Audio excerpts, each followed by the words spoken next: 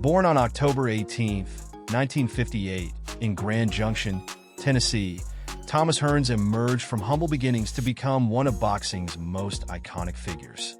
As the youngest of 3 children from his mother's first marriage, Hearns experienced a challenging upbringing. Following her second marriage, the family expanded with 6 additional children. Despite these hardships, Hearns' mother raised him and his siblings with resilience and determination. When Tommy was 5 years old, the family moved to Detroit, Michigan, a city that would become central to his boxing legacy. Hearns began his boxing journey with an impressive amateur career, boasting a record of 155-8. His prowess in the ring was evident early on. In 1977, he captured both the National Amateur Athletic Union Light Welterweight Championship and the National Golden Gloves Light Welterweight Championship, defeating notable opponents like Bobby Joe Young. Known in the boxing world as the Motor City Cobra, and more famously the Hitman, Hearns distinguished himself with a tall, slender frame and powerful punching ability. His unique build allowed him to move up through the weight classes with remarkable success, making history as the first boxer to win world titles in 5 different weight divisions: welterweight, light middleweight, super middleweight, and light heavyweight. Hearns' career was marked by explosive performances and devastating knockouts, earning him the title of Fighter of the Year from both the Ring magazine and the Boxing Writers Association of America in 1980 and 1984, the latter for his iconic knockout of Roberto Durán. Ranked 18th on the Ring's list of the 100 greatest punchers of all time and 78th on BoxRec's greatest pound-for-pound boxers list, Hearns' impact on the sport is undeniable. His formidable punching power persisted even as he climbed through 5 weight classes. In recognition of his contributions to boxing, Hearns was inducted into the International Boxing Hall of Fame on June 10, 2012. Standing at 6 feet 1 inch and competing at around 175 pounds, Hearns' physical attributes complemented his legendary status in the ring. As of 2024, his net worth is estimated at approximately $450,000.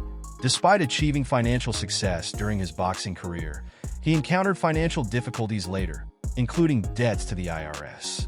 However, through strategic investments and business ventures, he has managed to stabilize his financial situation.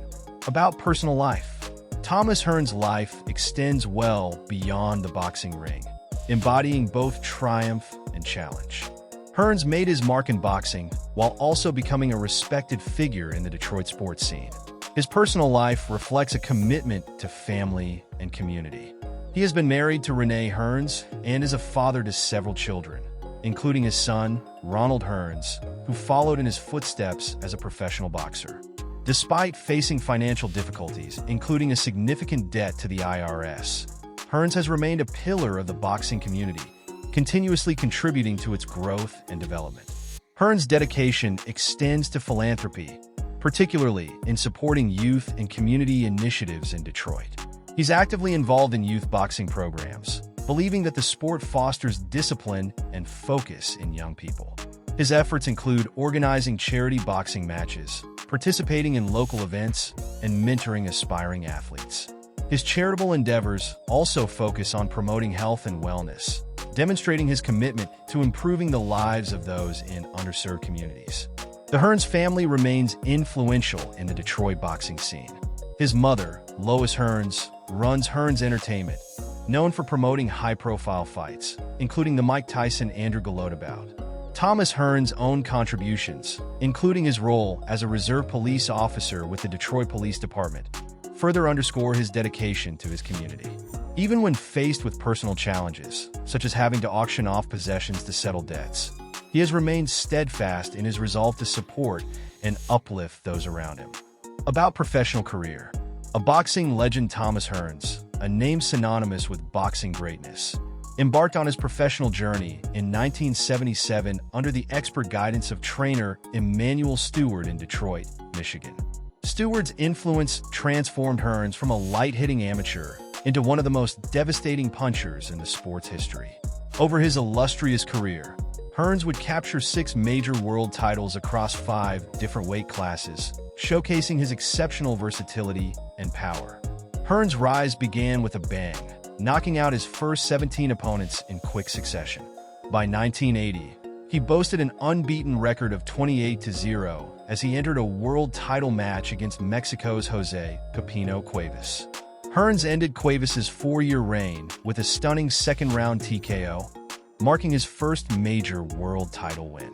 This victory earned Hearns the prestigious Fighter of the Year award from the Ring magazine. In 1981, Hearns faced Sugar Ray Leonard in a highly anticipated bout known as the Showdown, which was a unification fight for the World Welterweight Championship.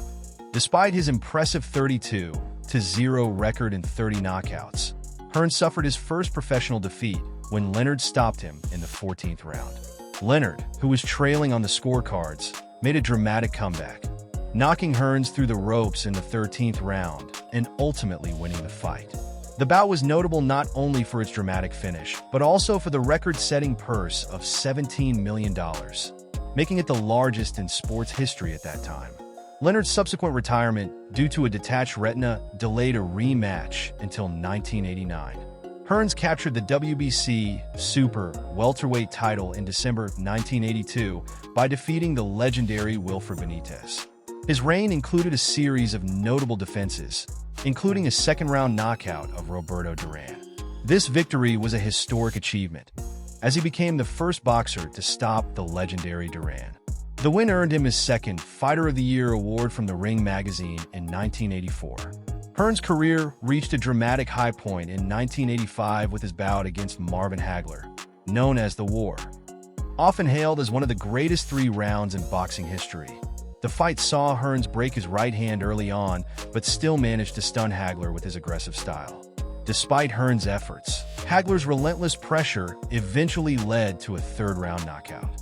Although Hearns lost the fight, he gained immense respect for his bravery and skill.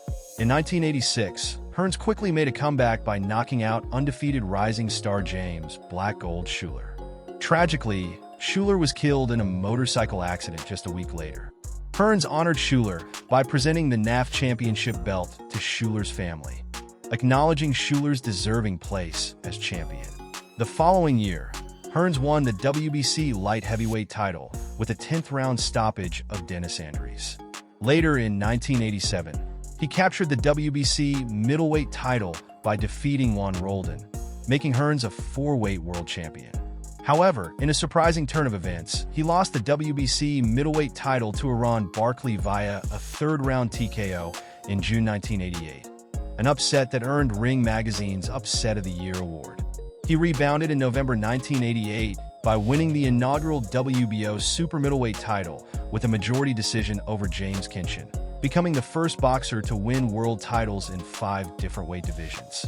In a rematch with Sugar Ray Leonard in 1989 for Leonard's WBC super middleweight title and Hearns' WBO title, the bout ended in a controversial draw. Hearns floored Leonard in both the 3rd and 11th rounds, but the judges' scorecards resulted in a disputed outcome. In 1991, Hearns delivered one last great performance by challenging the undefeated WBA light heavyweight champion Virgil Hill. Demonstrating a return to his amateur roots, Hearns outboxed Hill over 12 rounds to secure a convincing decision victory and claim his 6th world title. This win reaffirmed Hearns' status as one of the sport's all-time greats. However, his reign was short-lived. On March 20th, 1992, Hearns faced a familiar foe, Aaron Barkley, in a bout for the WBA light heavyweight title. Despite a valiant effort, Hearns lost by split decision. Undeterred, he continued to fight and won his next 8 bouts, proving his tenacity and dedication to the sport. In a memorable non-boxing appearance on June 23, 1997, he made headlines by participating in a WWF telecast. In a scripted storyline, Hearns confronted wrestler Bret Hitman Hart, who had taunted him about allegedly stealing the Hitman nickname. The confrontation escalated into a physical altercation, with Hearns delivering a flurry of punches before officials intervened. Hearns remained active in the ring and added another remarkable chapter to his career on November 6, 1998, when he was involved in a rare double knockdown against Jay Snyder. Both fighters landed simultaneous punches, but Hearns recovered faster and secured a first-round knockout victory. On April 10, 1999, he traveled to England to capture the IBO Cruiserweight title with a unanimous decision win over Nate Miller. However, in his next bout in April 2000, he lost the title to Uriah Grant. The fight was competitive, but Hearns suffered an injury to his right ankle, forcing him to retire at the end of the second round. The crowd's reaction was mixed, but Hearns assured his fans he would return. True to his word, he fought twice more, winning both bouts by TKO. His final professional fight took place on February 4, 2006, against Shannon Lambert, marking the end of a storied boxing career. His later years in the sport highlighted his enduring legacy and showcased the remarkable resilience that defined his career. Thank you for watching. Don't miss our fascinating biography of Adrian Broner and other legendary boxers. If you enjoyed this video, please give it a thumbs up, leave a comment with your thoughts, and subscribe to our channel for more exciting content. Stay tuned for more boxing stories.